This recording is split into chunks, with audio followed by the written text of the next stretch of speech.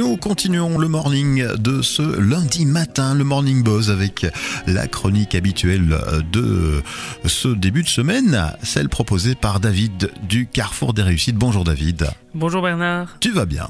En pleine forme. Tu as bien profité de ton week-end, tu nous reviens rempli d'énergie pour présenter cette chronique qui pose une petite question. Que sommes-nous prêts à faire pour notre confort et pour notre survie ? Yes. À ce point-là, la survie. Yes. Aujourd'hui, je souhaite que nous partagions une réflexion sur nous-mêmes et sur notre manière d'agir en tant qu'être humain. Et la question que je vous propose aujourd'hui est: qu'êtes-vous prêt à réaliser pour votre confort ? Cette réflexion est partie d'un constat simple. Nous savons toutes et tous qu'il y a des personnes dans le besoin autour de nous. Pourtant, cela ne nous empêche pas de vivre.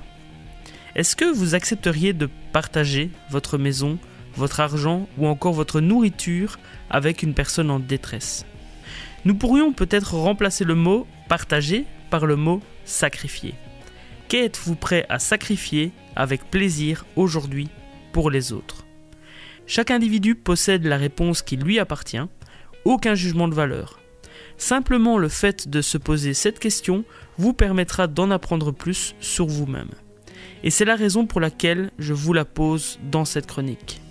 Plus vous apprendrez à vous connaître, plus vous serez capable d'être en accord avec vous-même. Cela vous permettra de vous développer personnellement et de faire apparaître votre vraie nature, votre réel potentiel. Rassurez-vous, chaque personne répond différemment. D'ailleurs, une même personne peut donner une réponse différente en fonction de la situation dans laquelle elle se trouve. Par exemple, si j'ai un surplus de nourriture, je la partagerai volontiers.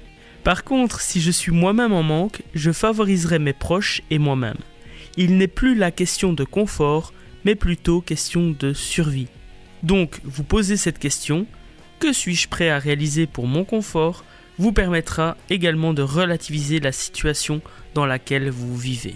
Belle question posée aujourd'hui dans ce moment d'inspiration que tu nous proposes tous les lundis matins. Oui. On a différents choix, on peut répondre un peu selon ce qu'on ressent finalement. Effectivement, chaque personne en fait a sa propre réponse et inutile de culpabiliser. Prenez plutôt l'information comme un outil qui vous aidera dans le voyage de votre vie. Oui, voilà, donc une question à se poser ce lundi matin. On n'est pas obligé de donner la réponse aux gens, c'est plus pour notre travail intérieur. Oui, donc cette question a vraiment pour objectif d'apprendre à mieux se connaître. Et pour finir, laissez-moi vous raconter une courte histoire qui reflète l'impact de nos émotions en cas de survie. Imaginez un jeune couple qui se retrouve coincé en plein désert. À bout de force, la femme s'écroule tandis que l'homme titube sous la chaleur. Dans leur gourde, il reste à peine quelques gorgées. L'homme se retrouve face à un dilemme.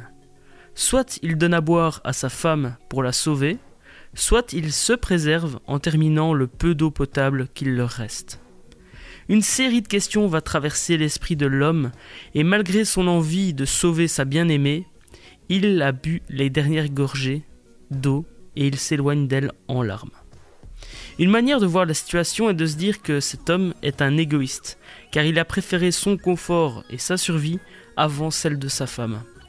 Pourtant, vous allez découvrir dans la suite de l'histoire que, grâce au contenu de la gourde, l'homme puisa ses dernières forces pour atteindre un village de natifs. Et la première chose que l'homme dit à ses sauveurs avant de s'évanouir, « Allez chercher ma femme, s'il vous plaît ». La morale que je souhaitais vous partager avec cette histoire est que, parfois il vaut mieux penser à soi pour être capable d'aider les autres par la suite.